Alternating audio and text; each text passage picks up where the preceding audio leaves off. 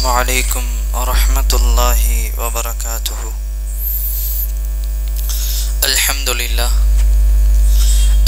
لله رب العالمين، نحمده ونستعينه ونستغفره ونؤمن به ونتوكل عليه ونعوذ بالله من شرور أنفسنا ومن سيئات أعمالنا.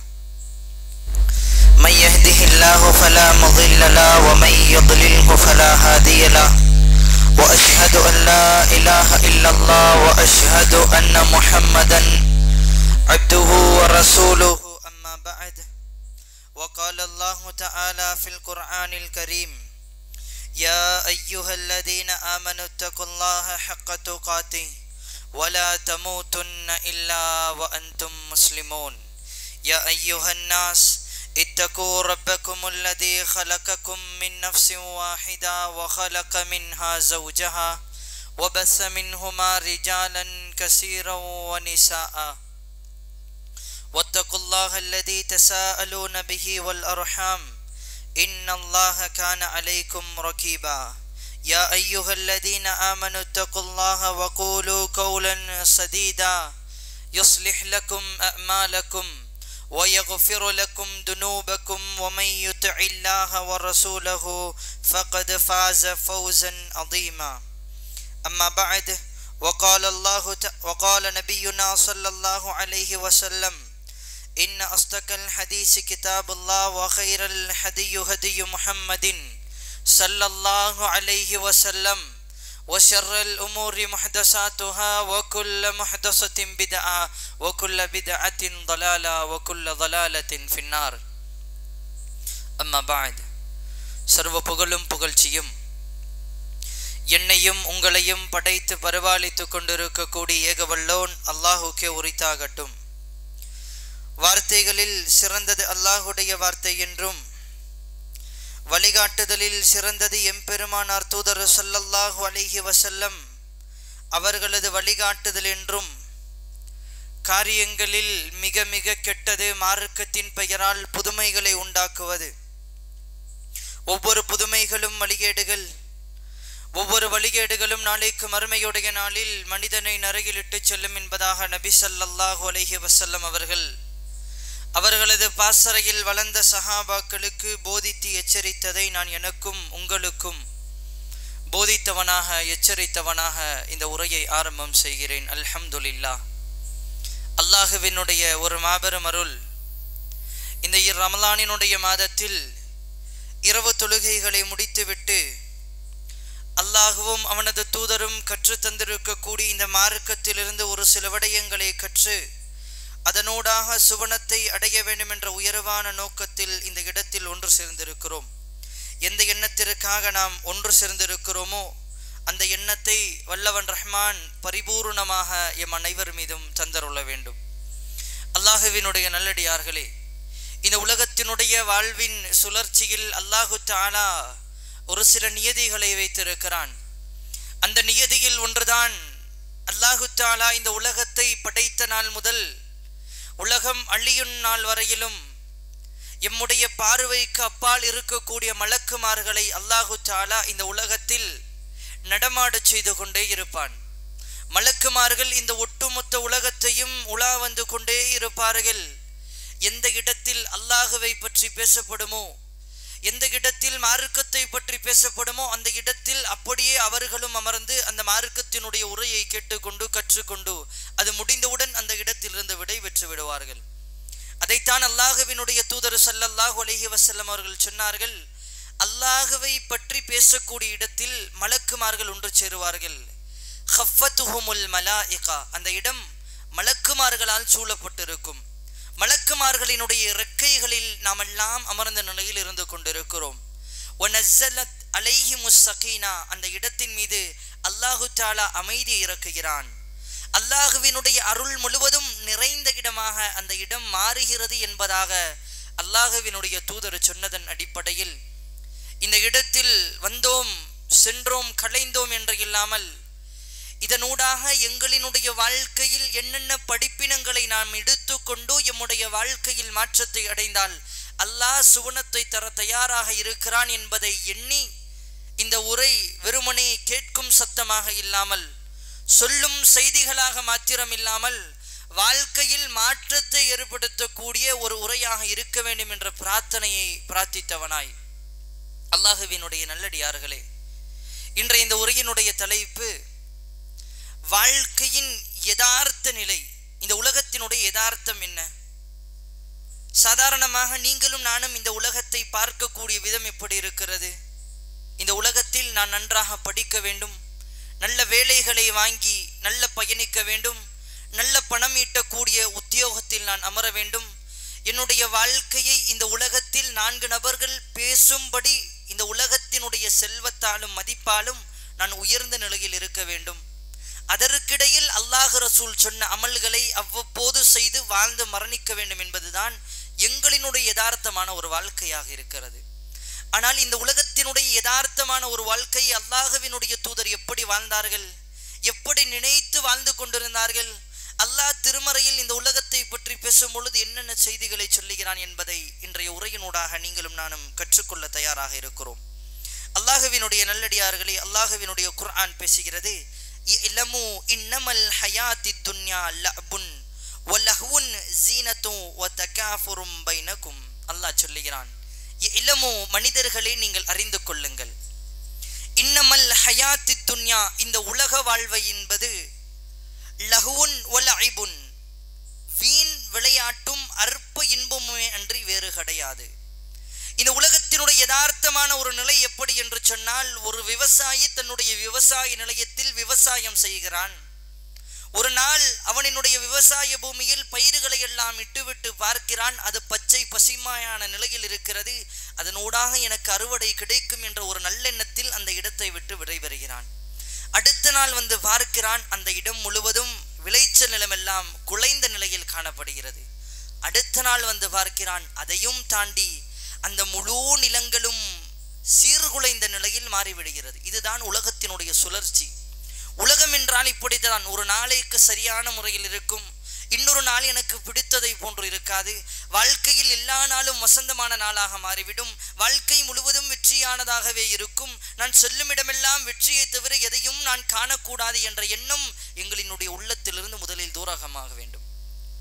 ஏனென்று சொன்னால், அல்லாஹ்வினுடைய தூதர் ஸல்லல்லாஹு அலைஹி வஸல்லம் அவர்கள் அழகான முறையில் அடையாளப்படுத்தினார்கள், இன்ன துன்யா இந்த உலகம் என்பது சிஜ்னுல் முஃமின், ஒரு முஃமினுக்கு, ஒரு இறையச்சதாரிக்கு, அவன் உண்மையிலேயே அல்லாஹ்வை ஏற்று சரியான முறையில் பின்பற்றக்கூடிய மனிதனாக இருந்தால், அத்துன்யா சிஜ்னுல் முஃமின் இந்த உலகம் என்பது ஒரு சிறைச்சாலையை போன்றதாகும். வல் ஜன்னத்துல் காஃபிர் யார் இறை மறுப்பாளர்களாக அல்லாஹுவை இறைவனாக அல்லாமல் வேறு கடவுள்களை வணங்கி அல்லாஹுவை மறந்து ரசூலை மறந்து இந்த உலகத்தினுடைய வாழ்க்கையின் மீது ஆசை கொண்டு வாழுவார்களோ பயணிப்பார்களோ அவர்களுக்கு தான் இந்த உலகம் சுவனம் என்பதாக அல்லாஹுவினுடைய தூதர் அடையாளப்படுத்தி விட்டார்கள்.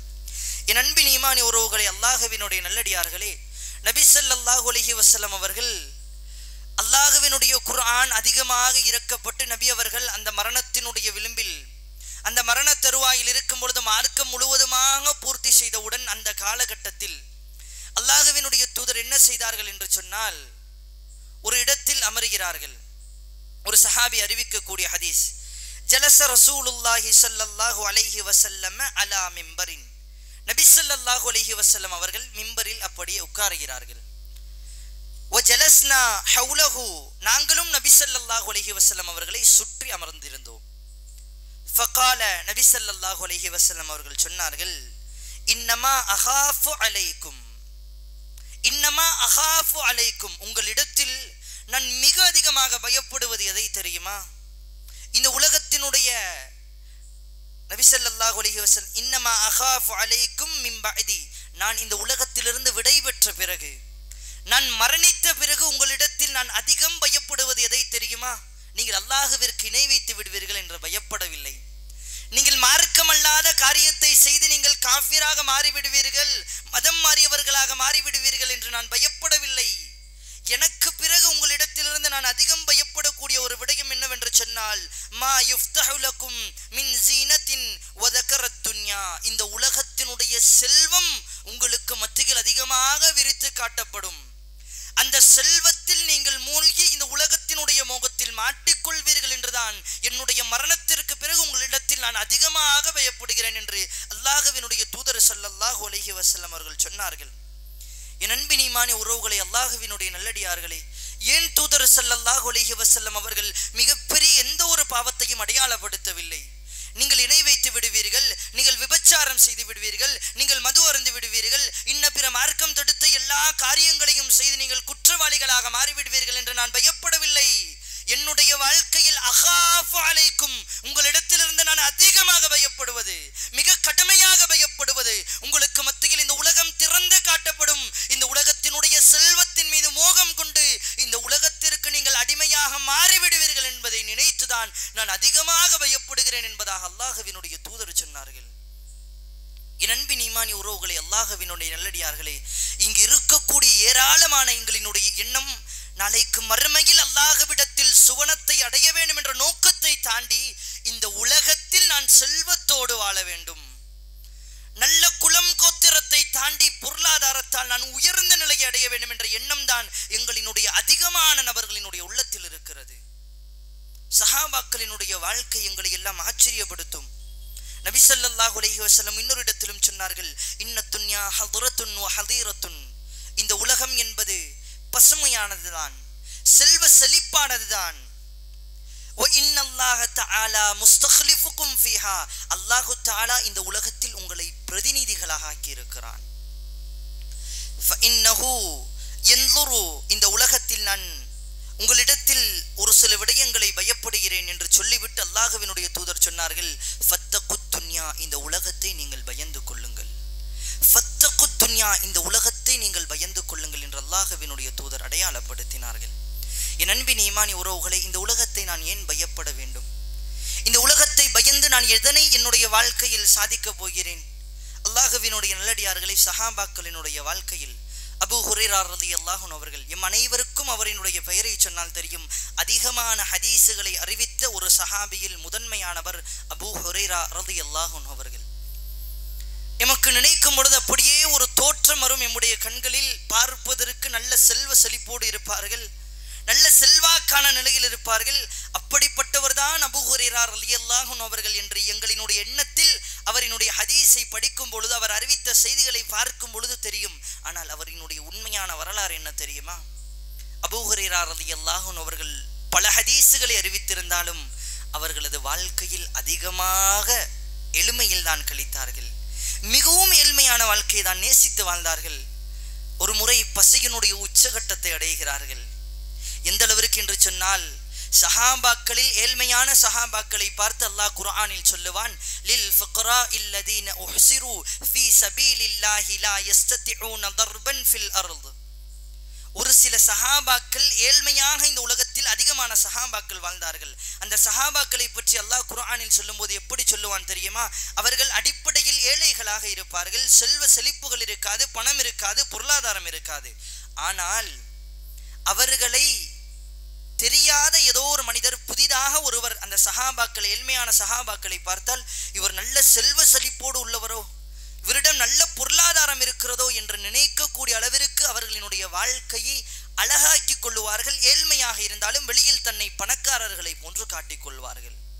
அல்லாஹ் கொடுத்த வறுமையை வெளியில் சொல்லி அவர்கள் கை ஏந்த மாட்டார்கள். தன்னுடைய வறுமையின் காரணமாக இன்னொரு இடத்தில் கரத்தை நீட்ட மாட்டார்கள். தன்னுடைய வறுமையின் காரணமாக அணியக்கூடிய ஆடைகளில் மோசமானதை வெளிப்படுத்த மாட்டார்கள். இருப்பதை கொண்டு பிரயோஜனமாக்கி கொண்டு தெரியாத மனிதர்கள் பார்த்தால் இவர்கள் எல்லாம் பணக்காரர்கள் என்று எண்ணக்கூடிய அளவிற்கு அவர்களினுடைய வாழ்க்கை அனுபவிப்பார்கள். ஏழ்மையாக இருந்தாலும் கௌரவத்தோடு வாழ்வார்கள் சஹாபாக்கள். அல்லாஹ் குர்ஆனில் சொல்லுகிறான். அந்த சஹாபாக்களில் ஒருவர் தான் அபூ ஹுரைரா ரலியல்லாஹு அன்ஹு அவர்கள். ஒரு காலம் வருகிறது, பசியினுடைய உச்சகட்டத்தை அடைகிறார்கள். சில நாட்கள் சாப்பிடாமலேயே கழித்து விடுகிறார்கள். அப்பொழுது அபூபக்கர் ரலியல்லாஹு அன்ஹு அவர்கள் வரும்பொழுது கேட்கிறார்கள், இக்ரினி. இக்ரினி என்ற அரபு வார்த்தைக்கு சரியான அடிப்படை அர்த்தம் குர்ஆனை என்னிடத்தில் ஓதி காட்டுங்கள் என்று. அதே வார்த்தை தான், அதனை சற்று மாற்றி சொன்னால் எனக்கு பசிக்கிறது, விருந்து தாருங்கள் என்ற அர்த்தம். அபூ ஹுரைரா ரலியல்லாஹு அன்ஹு அவர்கள் அபூபக்கர் ரலியல்லாஹு அன்ஹு அவர்களை பார்த்து இக்ரினி என்று சொன்னவுடன் அபூபக்கர் ரலியல்லாஹு அன்ஹு அவர்கள் ஓதி காட்டுகிறார்கள். அப்பொழுது அபூ ஹுரைரா ரலியல்லாஹு அன்ஹு பின்னால் சொல்லுகிறார்கள், அபூபக்கரை விட அந்த வசனத்தை மிக தெளிவாக எனக்கு தெரியும், அவரை விட நல்ல அழகாக நான் ஓதுவேன் என்று சொல்லிவிடுகிறார்கள். வெட்கம் மீண்டும் கேட்கவில்லை. உமர் ரலியல்லாஹு அன்ஹு அவர்கள் வருகிறார்கள். இக்ரினி என்று சொல்லும் பொழுது உமர் ரலியல்லாஹு அன்ஹு அவர்களும் ஓதி காட்டுகிறார்கள். அபூ ஹுரைரா ரலியல்லாஹு அன்ஹு சொல்லுகிறார்கள், உமருக்கும் அபூபக்கருக்கும் அந்த வசனங்களை தெரிந்ததை விட எனக்கு மிக அழகாக தெரியும், நான் அதனை விட அழகாக ஓதுவேன். நபி ஸல்லல்லாஹு அலைஹி வஸல்லம் அவர்கள் வருகிறார்கள். அதே போன்று அபூ ஹுரைரா ரலியல்லாஹு அன்ஹு அவர்கள் இக்ரினி என்று சொன்னவுடன் நபி ஸல்லல்லாஹு அலைஹி வஸல்லம் ஓத முன் வந்து விட்டு நினைத்துக் கொள்ளுகிறார்கள், அபூ ஹுரைரா பசியின் காரணமாக இம்மிடத்தில் உணவை கேட்கிறார் என்று சொல்லிவிட்டு அவருக்குண்டான செயல்பாடுகளை செய்து முடித்து விட்டார்கள். இந்த இடத்தில் எதற்காக இதனை சொல்ல வருகிறேன் என்று சொன்னால், சஹாபாக்களினுடைய யதார்த்தமான நிலை. அபூபக்கர் ரலியல்லாஹு அன்ஹு அவர்களை தனியாக அழைத்து சென்று எனக்கு பசிக்கிறது, ஏதாவது உணவு தாருங்கள் என்று கேட்டிருக்கலாம். அவர்கள் கேட்கவில்லை. அல்லாஹ் எனக்கு தருவான் என்று பொறுமையோடு இருந்தார்கள். வாழ்க்கையினுடைய யதார்த்தத்தை அவர்கள் புரிந்து கொண்டார்கள். இந்த உலகத்தில் எங்களுக்கு எதுவும் கிடைக்காவிட்டாலும் பரவாயில்லை, அல்லாஹ் எங்களுக்கு சுவனத்தில் தந்து எங்களை கண்ணியப்படுத்துவான். இன்னொரு செயல், அபூ ஹுரைரா ரலியல்லாஹு அன்ஹு அவர்கள் எந்த அளவிற்கு என்று சொன்னால், வீதியில் அபூ ஹுரைரா ரலியல்லாஹு அன்ஹு அவர்கள் பசியின் காரணமாக மயங்கி கீழே விழுந்து விட்டார்கள். பசியினுடைய உச்சகட்டம், மயங்கி அப்படியே வீதியில் விழுந்து விட்டார்கள். அந்த காலத்தில் அரபியர்களிடத்தில் ஒரு மருத்துவ முறை இருந்தது. பைத்தியக்காரர்களை இந்த இடத்தில் பிடரியில் மிதித்து மிதித்து செல்லுவார்கள். அது ஏதோ ஒரு மருத்துவ குணமாம். அதே போன்று அபூ ஹுரைரா ரலியல்லாஹு அன்ஹு அவர்களையும் பைத்தியம் என்று நினைத்து வீதியில் செல்லக்கூடிய எல்லா நபர்களும் அவர்களினுடைய முதுகில் மிதித்து மிதித்து செல்ல ஆரம்பிக்கிறார்கள். அபூ ஹுரைரா ரலியல்லாஹு அன்ஹு அவர்கள் சொல்லுகிறார்கள், நான் பசியினுடைய மயக்கத்தின் காரணமாக என்னுடைய சுயநினைவை இழந்து அந்த இடத்தில் நான் கடந்தேன். ஆனால் எல்லா நபர்களும் என்னை பைத்தியம் என்பதாக நினைத்து மிதித்து மிதித்து சென்று கொண்டிருந்தார்கள். அல்லாஹு அக்பர். இன்னும் சஹாபாக்கள் பல நபர்கள் அல்லாஹ்வினுடைய தூதரை நோக்கி வர ஆரம்பிக்கிறார்கள். யா ரசூலல்லாஹ், சாப்பிட்டு 3 நாட்கள் யா ரசூலல்லாஹ், பசியினுடைய உச்சகட்டம் யா ரசூலல்லாஹ், எங்களால் தாங்க முடியவில்லை. அல்லாஹ்வினுடைய தூதர் எல்லா சஹாபாக்களையும் தன்னுடைய வீடுக்குள்ளால் அழைத்து ஆளுக்கு 2 வேரித்தம்பழங்களை கொடுக்கிறார்கள். பசியினுடைய மயக்கத்திற்கு ஆளுக்கு 2 வேரித்தம்பழங்களை கொடுக்கிறார்கள். எல்லா சஹாபாக்களும் அதனை சாப்பிட ஆரம்பிக்கிறார்கள். அபூ ஹுரைரா ரலியல்லாஹு அன்ஹு அவர்கள் மட்டும் ஒரு பேரித்தம்பழத்தை ஒளித்துக் கொண்டு இன்னொரு பேரித்தம்பழத்தை சாப்பிடுகிறார்கள். நபி ஸல்லல்லாஹு அலைஹி வஸல்லம் அவர்கள் பார்த்துவிட்டு தனியாக அழைத்து கேட்கிறார்கள், அபூ ஹுரைராவே, உங்களினுடைய பசியினுடைய காரணமாகத்தான் என்னிடத்தில் வந்தீர்கள், நானோ தந்தது வெறும் 2 பேரித்தம்பழம், அதில் ஒன்றை ஒளித்து விட்டு இன்னொன்றை சாப்பிடுகிறீர்கள், என்ன காரணம்? அபூ ஹுரைரா ரலியல்லாஹு அன்ஹு அவர்கள் சொன்னார்கள், யா ரசூலல்லாஹ், உம்மி, என்னுடைய தாய், அவளும் பல நாட்கள் சாப்பிடாமல் பசியினால் வீட்டில் கிடக்கிறாள். யா ரசூலல்லாஹ், ஒரு பேரித்தம்பழத்தை சாப்பிட்டு விட்டு இன்னொன்றை என்னுடைய தாய்க்கு கொடுத்து அழகு பார்க்கலாம் என்ற ஆசையினுடைய காரணம்தான் அந்த பேரித்தம்பழத்தை நான் ஒளித்தேன் என்று சொன்னவுடன் அல்லாஹ்வினுடைய தூதர் சொன்னார்கள், அபூ ஹுரைராவே, சாப்பிடுங்கள், இதனை சாப்பிடுங்கள், நான் இன்னொரு பேரித்தம்பழத்தை உங்களினுடைய தாய்க்காக தருகிறேன் என்று சொன்னார்கள். அல்லாஹு அக்பர். சஹாபாக்களினுடைய வாழ்க்கை அவ்வளவு எளிமையானதாக இருந்தது. இன்னொரு இடத்தில் அபூ ஹுரைரா ரலியல்லாஹு அன்ஹு அவர்கள் அறிவிக்கக்கூடிய ஒரு ஹதீஸ், நான் திண்ணை தோழர்கள் 70 நபர்களை கண்ணால் பார்த்திருக்கிறேன். அவர்கள் 70 சஹாபாக்களும் உயர்வான சஹாபாக்கள். யுத்தகலத்தில் கலந்து கொள்வார்கள். அல்லாஹ்வினுடைய மார்க்கம் என்று வந்து விட்டால் அனைத்தையும் விட்டுவிட்டு அல்லாஹ்வினுடைய மார்க்கத்திற்காக நிற்பார்கள். அபூ ஹுரைரா ரலியல்லாஹு அன்ஹு அவர்கள் சொல்லுகிறார்கள், 70 பேரை, 70 சஹாபாக்களை, அஹ்லு சுஃபா, திண்ணை தோழர்களை நான் பார்த்திருக்கிறேன். அவர்களிடத்தில் ஒரு வேட்டியையோ அல்லது ஒரு போர்வையையோ தவிர எதுவுமே அவர்களினுடைய வாழ்க்கையில் இருக்காது. ஒரு வேட்டி வைத்திருப்பார்கள் அல்லது ஒரு போர்வை வைத்திருப்பார்கள். அவர்களினுடைய வாழ்க்கையின் முழு ஆடை அந்த ஒன்றாகத்தான் இருந்தது. ஒரு சில நபர்கள் அதனை தூக்கி கழுத்தில் கட்டி கொள்ளுவார்கள். அவர்களினுடைய முட்டுக்கால்கள் ஒரு சில நபர்களுக்கு தெரியும், இன்னும் சிலர்களுக்கு கரண்டை கால் தெரியும். அவர்களினுடைய மர்மஸ்தானங்கள் வெளியே தெரிந்துவிடக் கூடாது என்பதற்காக அதனை அவர்களினுடைய கைகளால் இறுக்கி பிடித்துக் கொள்வார்கள்.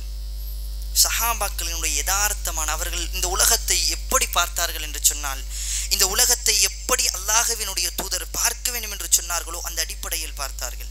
ஒரு முறை உமர் ரலியல்லாஹு அன்ஹு அவர்கள் நபி ஸல்லல்லாஹு அலைஹி வஸல்லம் அவர்களை பார்ப்பதற்கு அவர்களினுடைய வீட்டுக்கு செல்கிறார்கள். அல்லாஹ்வினுடைய தூதர் உறங்கிக் கொண்டிருக்கிறார்கள். அல்லாஹ்வினுடைய தூதர் எழும்பும் வரையிலும் காத்திருந்து அல்லாஹ்வினுடைய தூதரை எழுப்பி பேசுவதற்கு முன்னால் அல்லாஹ்வினுடைய தூதர் அந்த பாயிலிருந்து எழும்புகிறார்கள். உடல் முழுக்க அப்படியே அந்த பாயினுடைய அச்சில்கள் அதிகமாக பதிந்திருக்கிறது. கண்ணீரை வடித்த நிலையில் உமர் ரலியல்லாஹு அன்ஹு அவர்கள் கேட்கிறார்கள், அல்லாஹ்வினுடைய தூதரே, அல்லாஹ்வினுடைய தூதரே, குர்ஆன் உங்களுக்கு தான் இறக்கப்பட்டது. நாங்கள் எல்லாம் நல்ல மனிதர்களாக மாறியதன் காரணம் அல்லாஹ் உங்களை நபியாக தேர்ந்தெடுத்து எங்களுக்கு அனுப்பினான். இந்த அரபு தேசத்தினுடைய தலைவர் நீங்கள், இஸ்லாமிய ஆட்சியினுடைய தளபதி, ஐரோப்பிய கண்டத்தினுடைய தலைவர்கள், அரசர்கள், மன்னர்கள் எல்லாம் ஆடம்பரமான செல்வாக்கான வாழ்க்கையை வாழ்ந்து கொண்டிருக்கிறார்கள். யா ரசூலல்லாஹ், நீங்களும் நல்ல ஒரு மெத்தைகளை வாங்கி பஞ்சில் மெத்தைகளில் படுக்கலாமே, ஏன் அச்சு விழக்கூடிய பாயில் படுத்து உறங்குகிறீர்கள் என்று கேட்கும்போது அல்லாஹ்வினுடைய தூதர் அழகாக சொன்னார், உமரே உமரே, இந்த உலகத்திற்கு நான் வாழ வரவில்லை, இந்த உலகத்தை விட்டு விடைபெற வந்திருக்கக்கூடிய ஒரு பயணிதான் நான் சொல்லிவிட்டு அல்லாஹ்வினுடைய தூதர் சொல்லுகிறார்கள், குன் ஃபித் துன்யா கஅன்னக கரீபுன் அவ் ஆபிருஸ் சபீல்.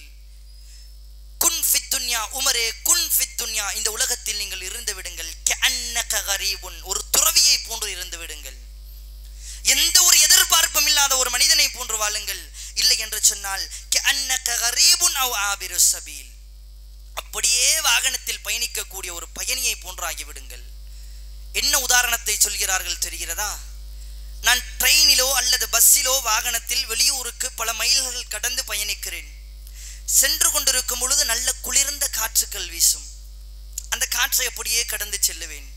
ஒரு சில இடங்களில் உஷ்ணமான சூடான காற்று வீசும், அதனையும் தாண்டி செல்லுவேன். ஒரு இடத்தில் சாதாரணமாக எந்த காத்துக்களும் வீசாமல் அப்படியே இருக்கும். அப்படித்தான் அந்த இடத்தில் குளிர்கிறது என்று சொல்லி அந்த வாகனத்தை விட்டு இறங்கி அந்த இடத்திலே என்னுடைய வாழ்க்கை நான் அமைத்து கொள்ள போவது கிடையாது. அதே போன்றுதான் நீங்கள் ஒரு பயணியை போன்று இந்த உலகத்தில் வாழுங்கள். சாதாரணமாக வெளியூரில் இருந்து நம்முடைய ஊருக்கு தங்குவதற்கு ஒரு நபர் வந்தால் எத்தனை நாள் தங்கியிருப்பார்? ஒரு நாள், 2 நாள், ஒரு வாரம், ஒரு மாதம், அதிகபட்சம் போனால் 3-4 மாதங்களை தாண்டி அவர் இருக்க மாட்டார். உடனே தன்னுடைய சொந்த ஊரை நோக்கி பயணித்து விடுவார். அதே போன்றுதான் இந்த உலகத்திலும் நீங்கள் இருந்து கொள்ளுங்கள் என்பதாக நபி ஸல்லல்லாஹு அலைஹி வஸல்லம் அவர்கள் சொன்னார்கள். இந்த ஹதீஸிற்கு விளக்கம் சொல்லும் பொழுது இப்னு உமர் ரலியல்லாஹு அன்ஹு அவர்கள் சொல்லுகிறார்கள், வகான இப்னு உமர் ரலியல்லாஹு அன்ஹு யகூலு இதா அம்சைத ஃபலா தன்தலிரி ஸபாஹ. இதா அம்சைத, நீங்கள் மாலை நேரத்தை அடைந்தால், ஃபலா தன்தலிரி ஸபாஹ, நீங்கள் இரவு நேரத்தை அடைந்தால் அடுத்த நாள் காலையை நீங்கள் எதிர்பார்க்காதீர்கள். இதா அஸ்பஹத, நீங்கள் காலையில் கண் விழித்திருந்தால் இரவு நேரத்தை நீங்கள் எதிர்பார்க்காதீர்கள். ஃபலா தன்தலிரில் மஸாஅ, அழகாக சொல்லுகிறார்கள், மனிதனே, இந்த உலகத்தில் நீ காலை பொழுதை அடைந்தால் இரவை எதிர்பார்க்காதே. இரவில் நீ தூங்குவதற்கு தயாராகிவிட்டால் அடுத்த நாள் காலையில் நான் உயிரோடு தான் இருப்பேன் என்பதை நீ எதிர்பார்க்காதே என்று சொல்லிவிட்டு சொன்னார்கள், வஹுது மின் சிஹ்ஹதிக லிமர்திக, உன்னுடைய நோய்க்கு முன்னால் உன்னுடைய ஆரோக்கியத்தை நீ பயன்படுத்திக் கொள். வஹுது லி ஹயாதிக லிமௌதிக, இந்த உலகத்தை நீ பயன்படுத்திக் கொள் உன்னுடைய மரணத்திற்கு முன்னால். அழகான ஒரு யதார்த்தம். இதுதான் உலகத்தினுடைய வாழ்க்கையின் யதார்த்தம். ஏதோ நாங்கள் வாழுவோம், பயணிப்போம், அந்தந்த தேவைகள் எனக்கு இருக்கிறது, அனைத்தையும் செயல்படுத்த வேண்டும், இந்த ஊர் திரும்பி பார்க்கக்கூடிய அளவிற்கு ஒரு வளர்ச்சி அடைய வேண்டும்.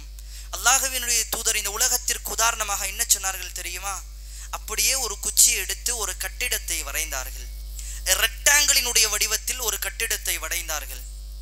வரைந்து அந்த கட்டிடத்தினுடைய ஆரம்பத்திலிருந்து இறுதி வரை தாண்டி ஒரு கோடை போட்டார்கள் அல்லாஹ்வினுடைய தூதர். போட்டுவிட்டு அந்த கட்டடத்திற்கு இடையில் போட்ட கோடுகளையும் அந்த கட்டடங்களையும் சேர்த்தவாறு கோடுகளை போட்டார்கள். போட்டுவிட்டு அல்லாஹ்வினுடைய தூதர் சொன்னார்கள், இந்த கட்டிடம் தான் உங்களினுடைய வாழ்க்கை. இதோ இந்த நீளமான கோடு இந்த கட்டிடத்தை எல்லாம் தாண்டி பயணிக்கிறதே, இதுதான் நீங்கள் இந்த உலகத்தில் அடைய வேண்டும், அடைந்து கொள்ள வேண்டும் என்ற உங்களினுடைய எதிர்பார்ப்புகள். இந்த இடையில் தடைகளாக வருகிறதே, இதுதான் உங்களினுடைய வாழ்க்கையில் உயர்வும் தாழ்வும் ஏற்றமும் பணிவும் இன்பமும் துன்பமும் என்று சொன்னார்கள். சொல்லிவிட்டு சொன்னார்கள், இப்படியே உன்னுடைய எதிர்பார்ப்புகளை நோக்கி நீ பயணித்துக் கொண்டே இருக்கிறாய், ஆனால் அந்த கட்டம் முடியக்கூடிய இடத்தில் புள்ளி வைத்து சொன்னார்கள், உன்னுடைய வாழ்க்கை உன்னுடைய எதிர்பார்ப்புகளை எல்லாம் நீ அடைவதற்கு முன்னால் முடிந்துவிடும். இதுதான் உலகத்தினுடைய யதார்த்தம் என்பதாக அல்லாஹ்வினுடைய தூதர் அடையாளப்படுத்தினார்கள். என் அன்பின் ஈமானிய உறவுகளே, அல்லாஹ்வினுடைய நல்லடியார்களே, இந்த உலக வாழ்வு எனக்கு தரப்பட்டதன் நோக்கம் ஒன்றே ஒன்றுதான். இந்த உலகத்தை நான் பயன்படுத்தி கொள்ள வேண்டும், பொருளாதாரத்தை சம்பாதிக்க வேண்டும், அல்லாஹ்விற்காக செலவழிப்பதற்கு, நன்மைகளை கொள்ளையடிக்க வேண்டும், அல்லாஹ்விற்காக மட்டும். நான் இந்த உலகத்தில் திருமணம் முடிக்க வேண்டும், அல்லாஹ்வினுடைய மார்க்கத்திற்காக. இந்த உலகத்தில் நான் எந்த ஒரு நல்ல கல்வியை கற்றாலும் அதனூடாக என்னுடைய மார்க்கத்திற்கு பிரயோஜனம் இருக்க வேண்டும். இப்படிதான் நான் என்னுடைய வாழ்க்கையை வரைமுறைகளாக அமைத்துக் கொள்ள வேண்டுமே தவிர இந்த உலகத்தை அடைவதற்காக என்னுடைய வாழ்க்கையை பயணித்தேன் என்று சொன்னால் நாளைக்கு மறுமையில் என்னை விட நஷ்டவாளி கிடையாது. ஏனென்று சொன்னால் நாளைக்கு மறுமையுடைய நாளில் அல்லாஹு தஆலா ஒரு நிகழ்வை அடையாளப்படுத்துகிறான். நாளைக்கு மறுமையுடைய நாளில் இந்த உலகத்தில் அதிகமாக கஷ்டத்தை இந்த உலகத்தில் அதிகமாக சந்தோஷத்தையும் செல்வத்தையும் அனுபவித்த ஒரு நபரை அல்லாஹு தஆலா அழைத்து வருவான்.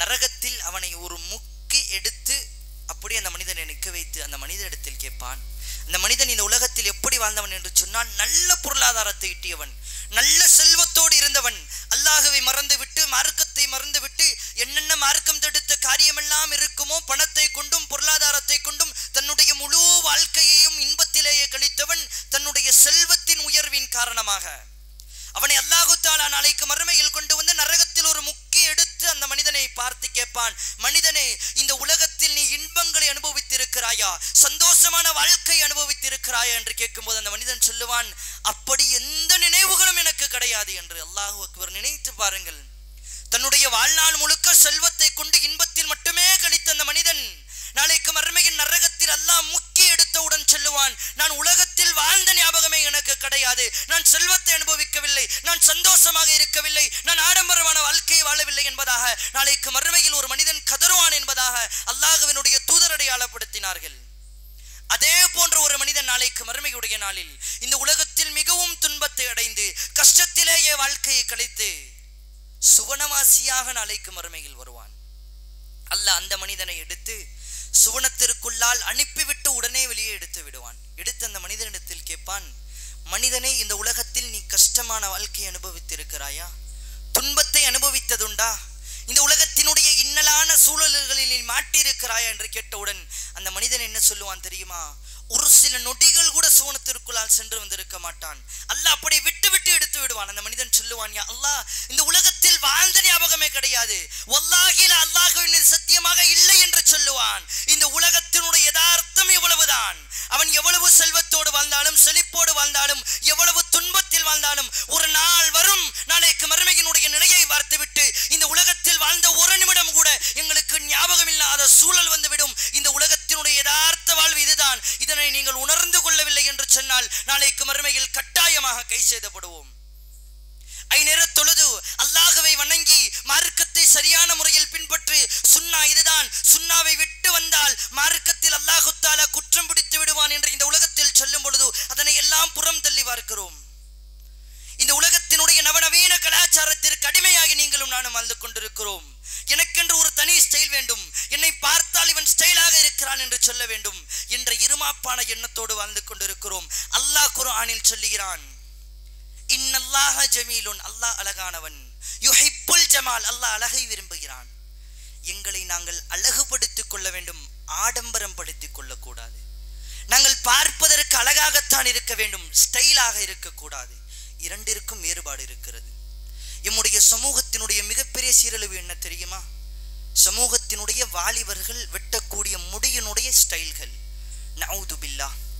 அல்லாஹ்வினுடைய தூதர் அடையாளப்படுத்தினார்கள், எவன் ஒருவன் ஒரு புறம் கரைத்து விட்டு இன்னொரு புறம் முடிவைப்பானோ அது ஹராம், அதே நிலையில் அவன் மரணிப்பான் என்று சொன்னால் அல்லாஹ்வினுடைய தூதர் சொன்னார்கள், நீ எப்படி மரணிக்கிறாயோ நாளைக்கு மறுமையுடைய நாளில் அதே நிலையில் தான் எழுப்பப்படுவாய். ஒரு கால் அல்லாஹ்வினுடைய தூதர் தடுத்த ஹராமான ஹேர் ஸ்டைலினுடைய தலையில் இருக்கும் பொழுது வாகன விபத்திலோ அல்லது இயற்கையான மரணத்திலோ நான் மரணித்து விட்டால் நாளைக்கு மறுமையில் அந்த ஹராமை சுமந்த நிலையில் எழுப்பப்படுவேனே. இந்த உலகத்தினுடைய யதார்த்த வாழ்க்கைக்காக அல்லாஹ்விடத்தில் மறுமையில் மாட்டிக்கொள்ளுவதா?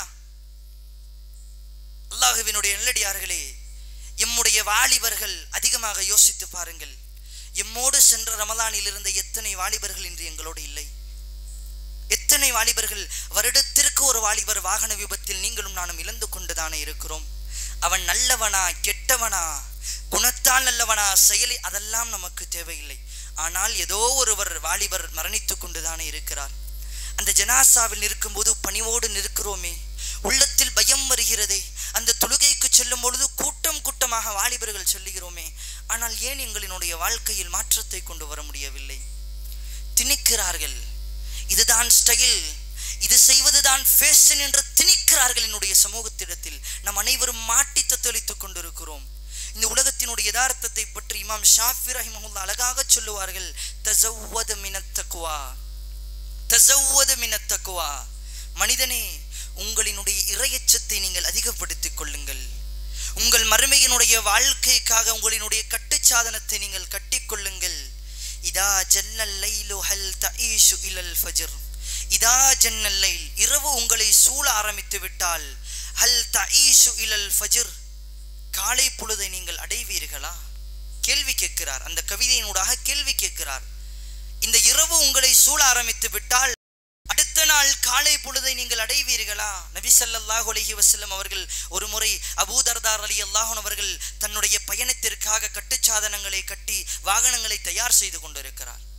அல்லாஹ்வினுடைய தூதர் பார்த்துவிட்டு கேட்டார்கள், அபூ தர்தா, உங்களினுடைய பயணத்திற்குண்டான எல்லா கட்டுச்சாதனத்தையும் நீங்கள் தயார் செய்து கொண்டீர்களா? அபூ தர்தா சொன்னார்கள், யா ரசூலல்லாஹ், இதோ தயார் செய்து கொண்டிருக்கிறேன், முழுவதும் முடிந்து விட்டது, இதோ என்னுடைய பயணத்தை மேற்கொள்ள போகிறேன். அல்லாஹ்வினுடைய தூதர் கேட்டார்கள், அபூ தர்தாவே, இந்த உலகத்தினுடைய பயணத்திற்கு உன்னுடைய தயாரிப்பை கேட்கவில்லை, நாளைக்கு மறுமையினுடைய நாளுக்கான பயணத்தில் பயண சீட்டுகளை, அந்த பயணத்தினுடைய கட்டுச்சாதனங்களை நீ தயார்படுத்திக் கொண்டாயா அபூ தர்தாவே என்று கேட்டவுடன் ஒரு கணம் ஸ்தம்பித்து நின்றார்கள் அவர்கள். அபூ தர்தா, இந்த உலகத்தினுடைய பயணத்தை பற்றி கேட்கவில்லை, நாளைக்கு மறுமையினுடைய பயணத்திற்கு நீ தயாராக இருக்கிறாய் என்று கேட்டவுடன் அபூ தர்தா ரலியல்லாஹு அன்ஹு அவர்கள் ஒரு கணம் பயந்த நிலையில் அல்லாஹ்வினுடைய தூதருக்கு முன்னால் நின்றார்கள். இதே செய்தியை தான் இமாம் ஷாஃபி கேட்கிறார்கள். நீங்கள் உங்களினுடைய இறையச்சமான கட்டுச்சாதனத்தை கட்டிக்கொள்ளுங்கள் என்று சொல்லிவிட்டு பின்னால் அடுக்குகிறார்கள். பாருங்கள் மனிதர்களை, நீங்கள் காலை இரவு பொழுதை அடைந்தால் காலையை நீங்கள் அடைவீர்களா? வகம் மின் ஃபதா அஸ்பா வ அம்ஸா தாஹிகன், எத்தனையோ வாலிப ஆண்களும் பெண்களும் அஸ்பா வ அம்ஸா தாஹிகன், காலை பொழுதையும் மாலை பொழுதையும் சிரித்த நிலையில் அடைகிறீர்கள். சிரித்த நிலையில் காலை பொழுதையும் மாலை பொழுதையும் அடைகிறீர்கள். வகது நுசிஜத் அக்ஃபானுஹும் வஹுவ லா தத்ரி, ஆனால் அவர்களுக்கு தெரியாது அந்த நாளினுடைய இரவில் அவர்களினுடைய கஃன் துணிகள் கட்டப்பட்டு விட்டது என்பதாக. சிரித்த நிலையில் பயணித்துக் கொண்டிருக்கிறோம். வாகனத்தின் நண்பர்களோடு செல்லும் பொழுது சிரித்துக் கொண்டு செல்லுகிறோம்.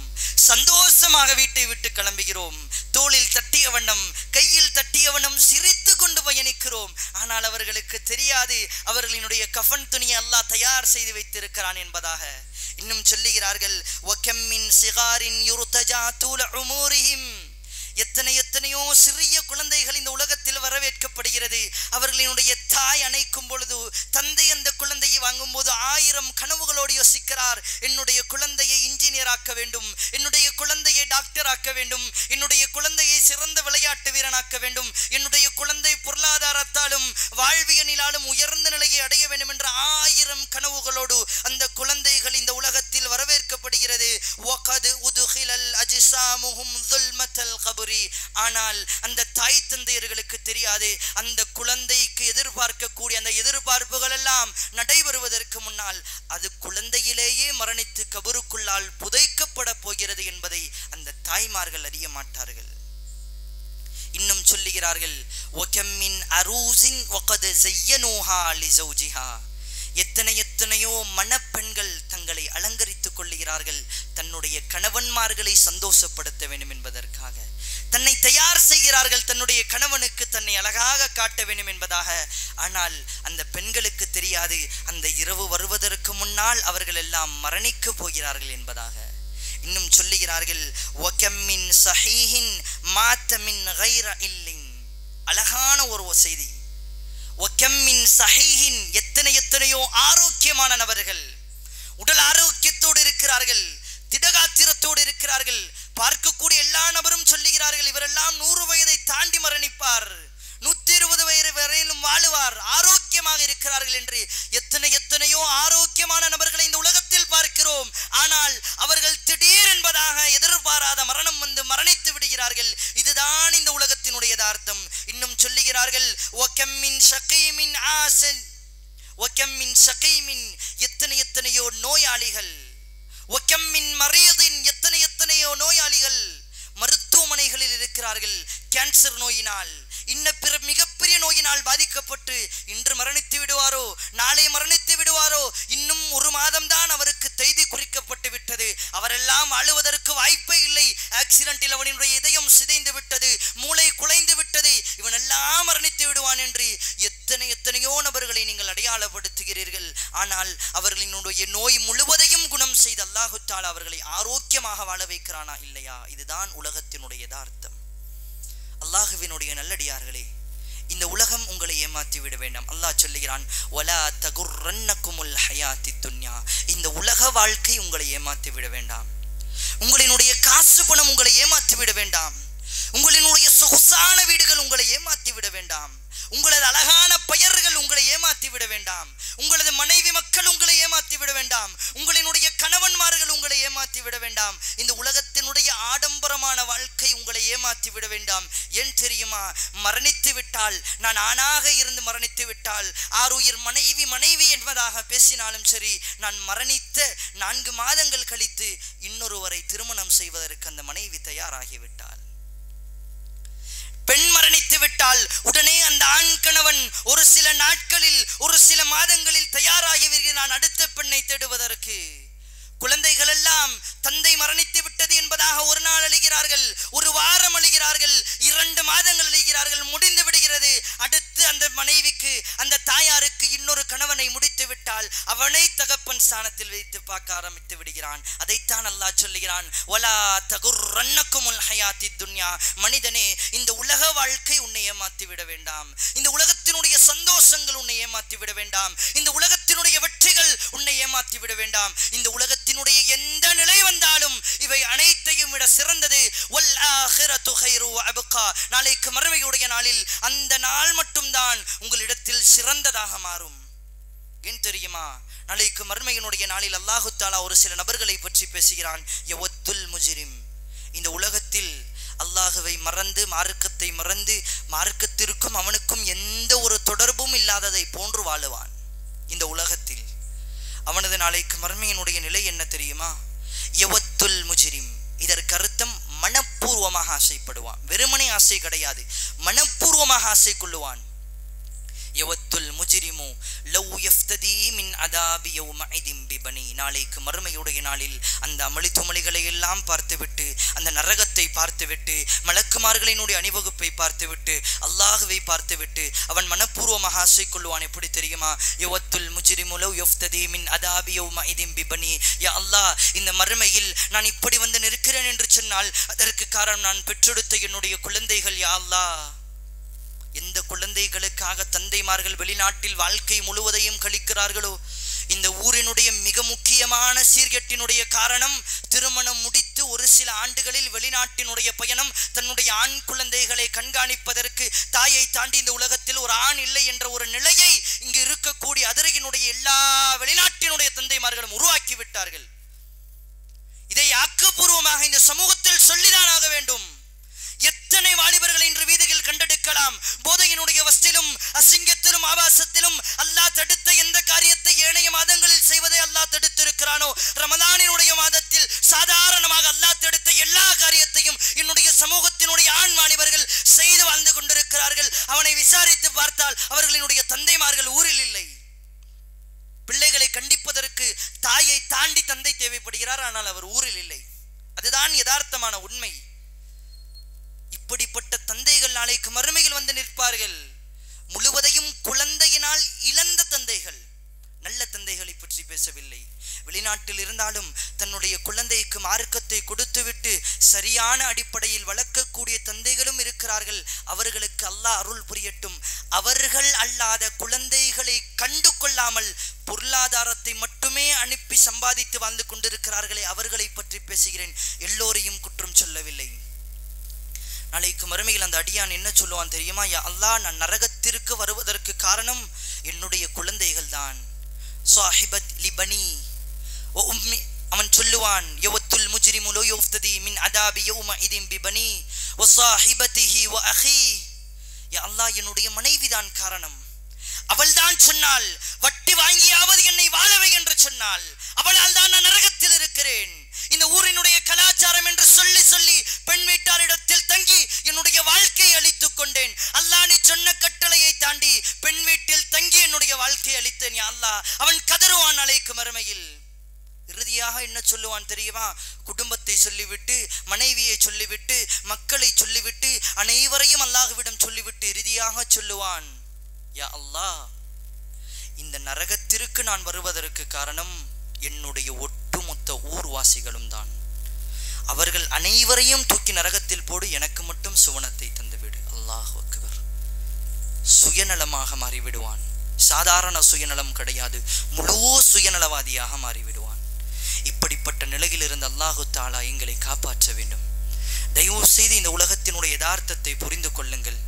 வெற்றி இந்த உலகத்தில் எனக்கு நிரந்தரம் கிடையாது, தோல்வியும் நிரந்தரம் கிடையாது. அல்லாஹ் சொல்லுகிறான், இன்னமல் உஸ்ரி யுஸ்ரா. இன்பத்திற்கு பிறகு துன்பம் இருக்கிறது என்று சொல்லவில்லை, துன்பத்துடன் இன்பம் இருக்கிறது என்று அல்லாஹ் சொல்லுகிறான். சஹாபாக்கள் வாழவில்லையா? நபி ஸல்லல்லாஹு அலைஹி வஸல்லம், நாமெல்லாம் நினைக்கிறோம் இந்த உலகத்தில் பணம் இல்லை, நல்ல வீடு இல்லை, உடுத்துவதற்கு நல்ல ஆடைகள் இல்லை என்று சொன்னால் நான் என்னை தாழ்வு மனப்பான்மையோடு பார்க்கிறேன், அதை ஒரு அசிங்கமாக பார்க்கிறேன். பசியோடு வாழ்வதையும் உணவில்லாமல் வாழ்வதையும் நான் ஒரு அசிங்கமாகத்தான் பார்க்கிறேன். அல்லாஹ்வினுடைய தூதர் ஸல்லல்லாஹு அலைஹி வஸல்லம் அவர்கள் ஒரு முறை ஒரு சஹாபியோடு நடந்து செல்லுகிறார்கள். அனஸ் இப்னு மாலிக் ரலியல்லாஹு அன்ஹு அவர்கள் அவர்களோடு வீதியில் நடந்து செல்லும் பொழுது ஒரு பேரித்தம்பழம் கீழே கிடக்கிறது. அதனை பார்த்துவிட்டு அல்லாஹ்வினுடைய தூதர் கையில் எடுத்துவிட்டு கீழே போட்டு விடுகிறார்கள். சொன்னார்கள், அனஸே, இந்த பேரித்தம்பழம் எனக்கு தேவைப்படுகிறது, பசிக்கிறது, எனக்கு அந்த பேரித்தம்பழத்தை சாப்பிடுவதற்கு ஆசையாக இருக்கிறது, ஆனால் அது ஜகாத்தினுடைய பொருளாக இருக்குமோ என்றுதான் நான் அதனை கீழே போடுகிறேன். இல்லை என்றால் அதனை சாப்பிட்டு என்னுடைய பசியை நான் தீர்த்து கொள்ளுவேன். கீழே கிடந்த ஒரு பொருளை எடுத்து அல்லாஹ்வினுடைய தூதர் சாப்பிடுவதற்கு ஆசைப்பட்டார்கள் என்று சொன்னால் எந்த அளவிற்கு அவர்கள் பசியினால் வாடி இருப்பார்கள். அல்லாஹ்விடத்தில் ஏன் கேட்கவில்லை? தெளிவாக சொல்லிவிட்டார்கள், நான் ஒரு டிராவலர், நான் ஒரு பயணிதான், வந்திருக்கிறேன், அந்த இடத்தை விட்டு நான் சென்று விடுவேன். அப்படிதான் இந்த உலகத்தினுடைய வாழ்க்கை. அல்லாஹ் சொல்லுகிறான், குல்லு நஃப்ஸுன் தாஇகத்துல் மௌத் ஐனமா துவஃபௌன உஜூரஹும் யௌமல் கியாமத்தி ஃபமன் ஸுஹ்ஸிஅ அனின் நார் வமன் உத்கிலல் ஜன்னதி ஃபகத் ஃபாஸ். அல்லாஹ் அழகாக சொல்லுகிறான், நீங்கள் ஒவ்வொருவரும் மரணத்தை சுவைத்தே ஆக வேண்டும். நாளைக்கு மறுமையில் நீங்கள் உங்களினுடைய செயல்பாட்டின் காரணமாக நரகத்தில் நுழைந்து விடாதீர்கள். இந்த உலகத்தினுடைய நாளைக்கு மறுமையினுடைய நிரந்தரமான வெற்றி எது தெரியுமா? உத்கிலல் ஜன்னா, சுவனத்தில் நுழைவதுதான். ஃபகத் ஃபாஸ், திட்டமான வெற்றி, உறுதியான வெற்றி. நீங்கள் நாளைக்கு மறுமையில் சுவனத்தில் நுழைவதுதான். அல்லாஹ்விடத்தில் பிரார்த்தனை செய்ய வேண்டும். அல்லாஹ்வின் நேற்றைய தினமே பல ஹதீஸுகளை இந்த உலகத்தினுடைய யதார்த்தத்திற்கு சொன்னேன். அல்லாஹ்வினுடைய நல்லடியார்களை உணர்ந்து கொள்ளுங்கள். இந்த உலகம் ஒரு கட்டத்திற்கு மேல் அழிய போகிறது. அழிய போகக்கூடிய உலகத்திற்காகவா இவ்வளவு போட்டிகள்? பொருளாதாரம் இல்லை என்றால் என்ன? அல்லாஹ் தருவான், அல்லாஹ் கட்டாயமாக தருவான்.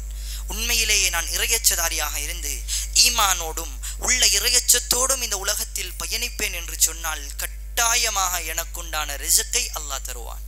ஏனென்று சொன்னால் அல்லாஹ்வினுடைய தூதர் சொன்னார்கள், இன்ன அஹதுக்கும் யுஜ்மஉ ஹல்குஹு ஃபீ பத்னி உம்மிஹி 40 யௌமன் நுத்ஃபா. நிச்சயமாக நீங்கள் அனைவரும் உங்களினுடைய தாய்மார்களினுடைய வயிற்றில் 40 நாட்கள் இந்திர துளியாக இருந்தீர்கள். சும்ம யகூனு அலகத்தன் மிஸ்ல தாலிக். அதற்கு பிறகு அல்லாஹு தஆலா உங்களுக்கு சதை துண்டை தந்தான் 40 நாட்களுக்கு பிறகு. அதற்கு 40 நாட்களுக்கு பிறகு உங்களுக்கு அல்லாஹு தஆலா எலும்புகளை தந்தான். சும்மை ருசலு இலைஹில் மலக். நீங்கள் ஒரு உடலாக மாறிய பிறகு அல்லாஹு தஆலா ஒரு மலக்கை உங்கள் மீது இறக்கினான். ஃபயன்ஃபுஹு ஃபீஹி ரூஹ். அந்த மலக்கை கொண்டு அல்லாஹு தஆலா உங்களுக்கு உயிரை தந்தான். அந்த உயிரை தந்துவிட்டு அல்லாஹ் என்ன செய்தான் தெரியுமா? ஃபயன்ஃபுஹு ஃபீஹி ரூஹ் பிஅர்பஇ கலிமாத்தின். அல்லாஹு தஆலா 4 விடயத்தை கொண்டு அப்பொழுதே எழுதிவிட்டான். பிரிஸ்கிஹி வ அஜலிஹி வ அமலிஹி வ ஷகிய்யுன் அவ் சஈத். அல்லாஹ் எனக்கு எந்த ரிஸ்க்குகளை தரப்போகிறான், இந்த உலகத்தில் நான் எப்படி சம்பாதிப்பேன், எப்படி வாழ்வேன், எப்படி குடும்பத்தை நடத்துவேன் என்று அந்த ரிஸ்க்குகளை அல்லாஹு தஆலா நான் 2 மாதங்களை தாண்டி குழந்தைகளாக 4 மாதங்களாக இருக்கும் பொழுது அல்லாஹ் மலக்கை வைத்து எழுதிவிட்டான். வ அமலிஹி, நான் செய்ய இருக்கக்கூடிய எல்லா செயல்பாடுகளையும் அல்லாஹ் எழுதிவிட்டான். வ அஜலிஹி, என்னுடைய கதிரை அல்லாஹு தஆலா எழுதிவிட்டான்.